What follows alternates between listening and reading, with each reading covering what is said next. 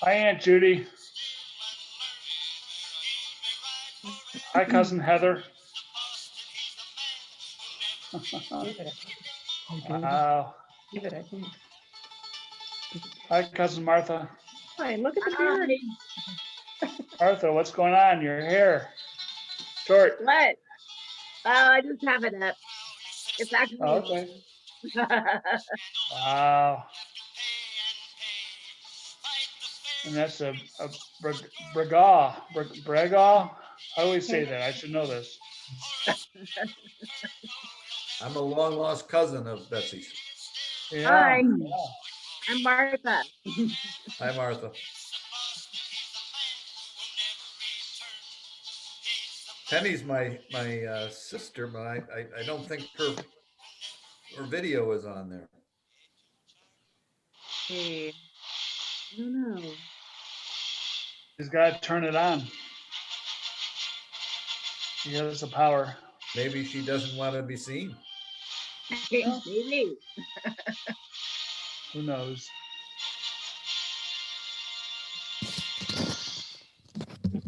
Look at all these folks on my computer screen. Hi, everybody. You back, John. Hi.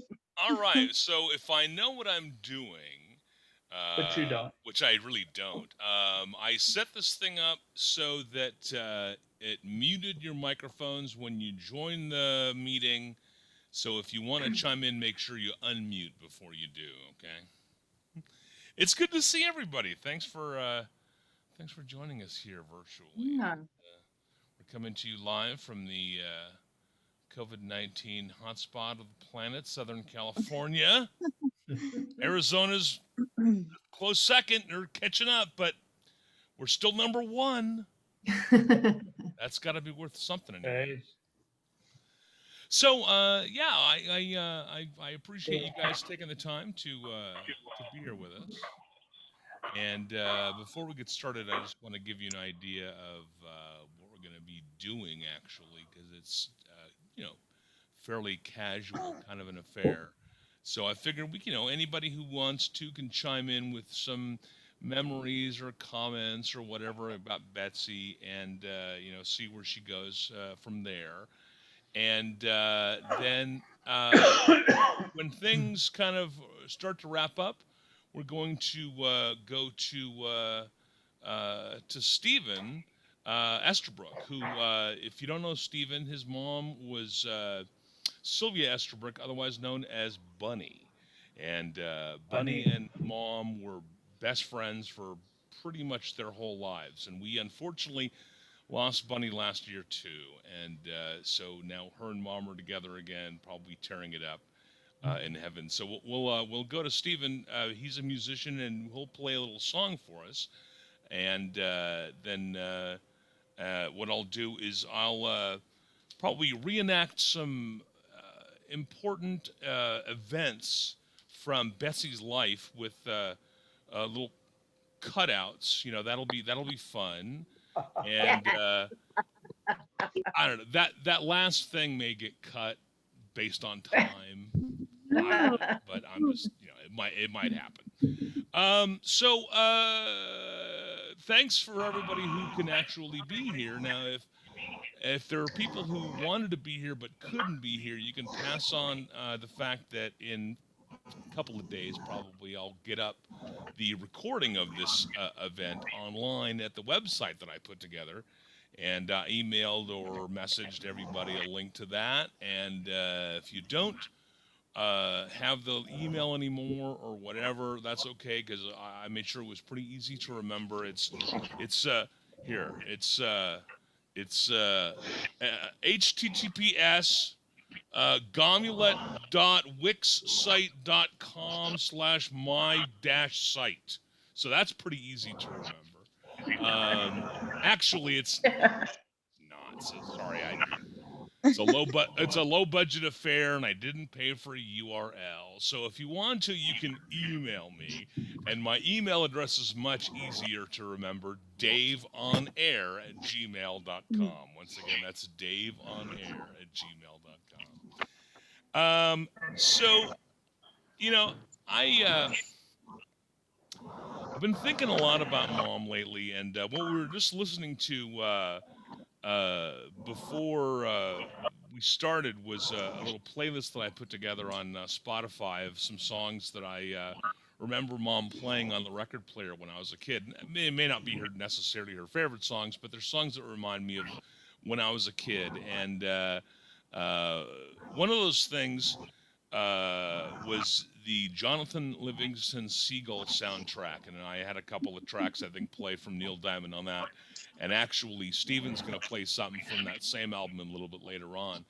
And the thing about that movie that I remember is going to go see it with Mom at the drive-in theater, and we both loved it so much that she ran out to the record store and bought the record, the soundtrack, and so we played it all the time, and it really reminds me of her. And I think about all the cool movies that she took me to go see. I mean, she took me to go see Mary Poppins or whatever, but she also took me to go see really cool movies like Soylent Green,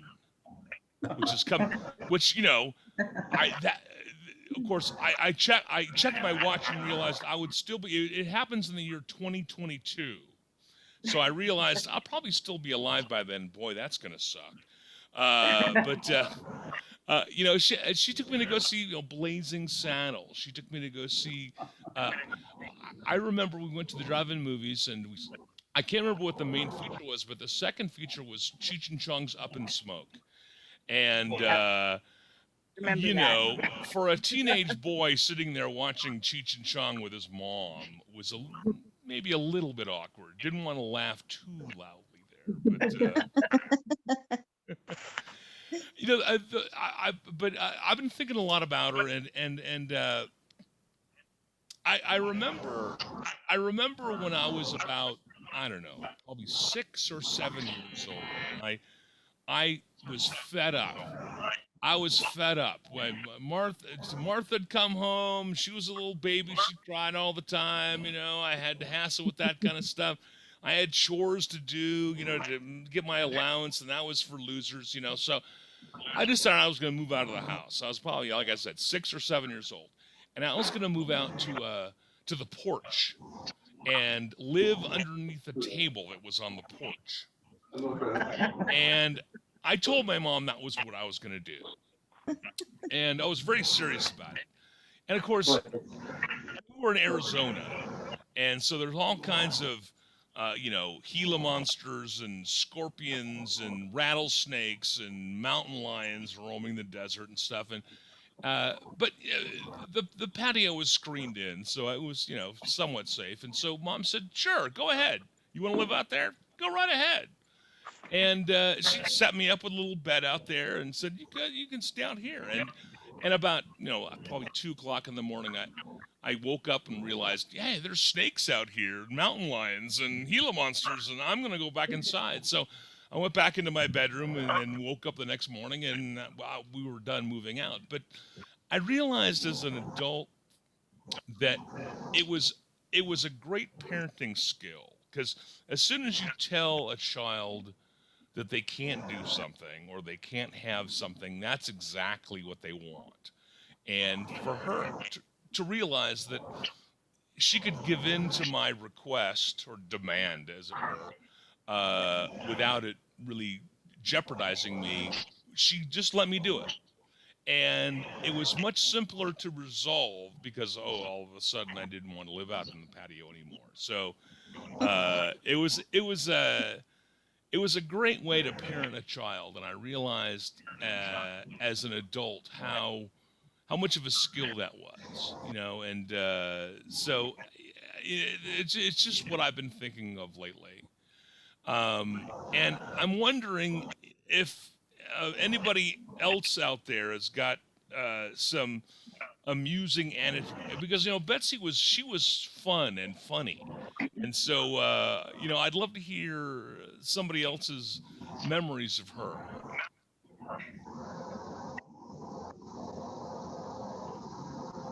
Well, speaking of movies that we went to go see with Mom at the drive-in, I remember being too young for these movies, but we went to see the remake of The Hand with Michael Caine, Oh which was yeah. very And scary, what's and his it name? had, Superman. yeah, and it had like boobs and sex and stuff in it. Yeah. And I didn't know what was going on. And Escape from New York, that was another one that we saw at the drive-in. And I was just like, I don't know what any of this is. But you know, she wanted to take us to the movies, so that's what we went to see because that's what was playing. It was a lot of fun. I mean, I really, looking back, I cannot believe she did, because I cannot imagine taking a child. Yeah. I think I was like 9 or 10. She took me to go see the Who's Tommy.